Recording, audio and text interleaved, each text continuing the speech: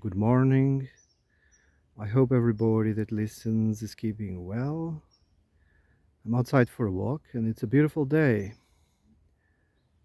I was thinking about the mythology around Pandora's box and I wanted to share some of my thoughts about it.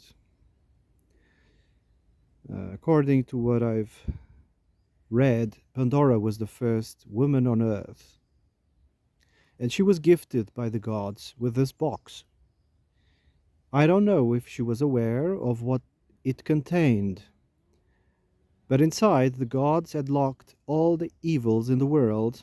You could also find hope for some reason in that. But the purpose of this story, of this mythology, is to be used as a metaphor for something.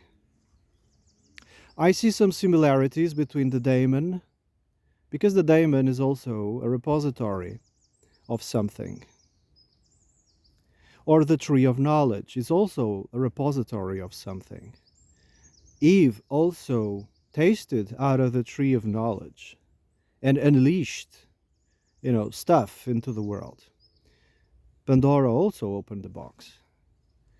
The daemon is a repository of empirical knowledge, but the daemon cannot use wisdom. Yes. What is a daemon? A repository of knowledge. It is through the daemon that a lot of evil is unleashed into the world, because you can have a very intelligent person full of facts, but if they can't use them logically, they will unleash evil into the world. Same thing with the Pandora box, the same thing with the tree of knowledge.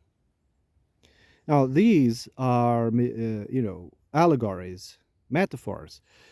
They are not to be taken literally, and do not take them too far either. Why did thinkers of the past came up with these mythologies, with these concepts? In order to access objective truth that is hidden underneath layers and layers, you would go or access it faster with the help of these metaphors. That's why they exist. If you try to explain them otherwise, without the use of metaphor and allegory, it will become difficult. Language can only take you so far. That's when art enters the picture: music, poetry, you know, paintings. An image is worth 1,000 words. Allegory is a form, of poetry, of writing style, of storytelling. And these allegories, these metaphors, kind of, gave you quick access to these hidden behind layers and layers and layers of objective truths that are hidden. You have to break through all of those layers. A meme, for instance, breaks through the layers. It goes straight to the point. Metaphor is something similar. So Pandora's box is a metaphor. The same is the story of the Eden, the same story for a daemon. It's just, you know, quick access. It's just to brace through the bullshit and go straight to the point. Well, that's my understanding of it. It has nothing to do with misogyny or misandry or gynocentrism or... No, it's an allegory. It's a metaphor. It's not to be taken literally.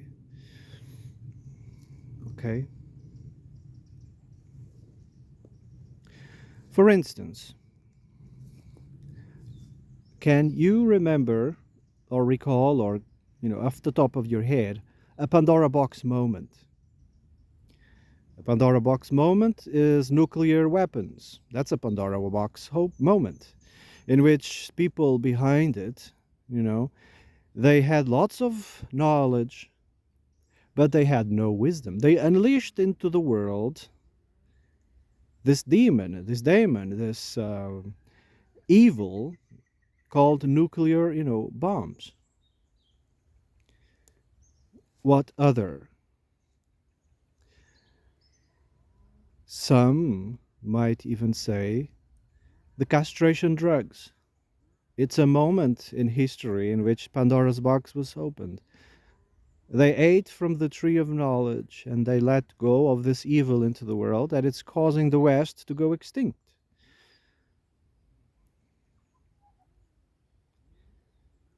I don't know the correct numbers because I don't trust statistics, you know. But look at people's behavior. They use the contraception drug almost, immediately once they become sexually active. How many are prevented from coming into this world since that invention? I think it was introduced in the 60s around the sexual movement revolution in the United States, which also almost looked like a cultural revolution, in my opinion. You know, there was lots of psyops in order to deviate peoples from, you know, reality.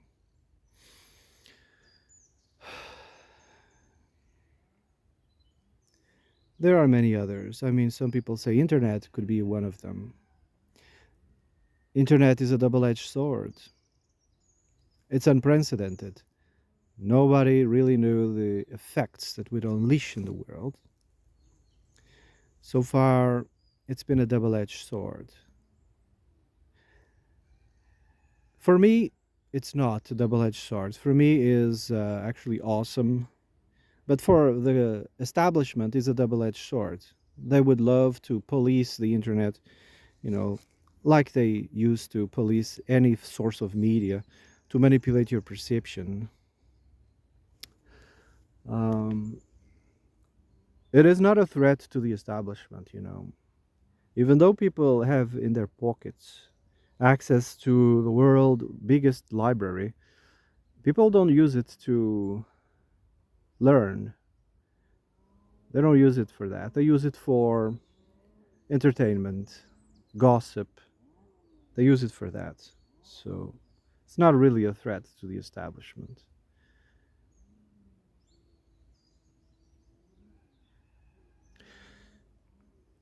Good things, quality things, they don't need advertising. People naturally gravitate towards those things. It is controlling your perception and with advertising. It is their goal.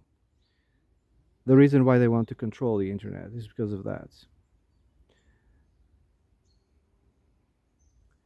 If, for instance, the juice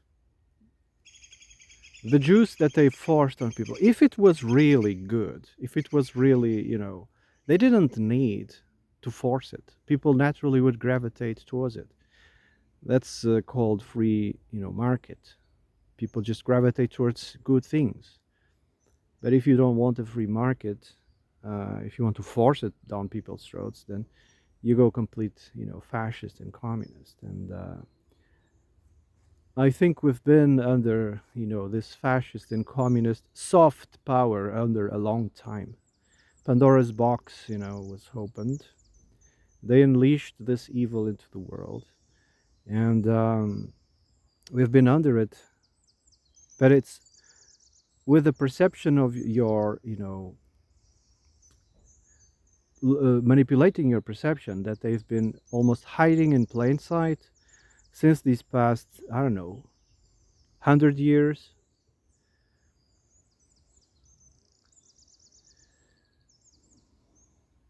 They are afraid that the internet might awaken, which did a lot of work awakening people. I don't know. Do you think the internet is a Pandora box event? I don't think so. If you use it, using wisdom, I mean, you can use it, conventionally, but don't make it the center of your world. A lot of people, work through and only through the internet. They don't have, a place to go that you call a job. They work on the internet, sitting on their couch, and I don't think that's a good thing at all.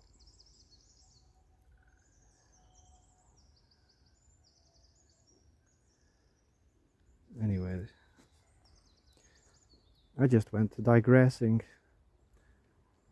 from the Pandora's box. Anyway, tell me what you guys think. Have a nice day.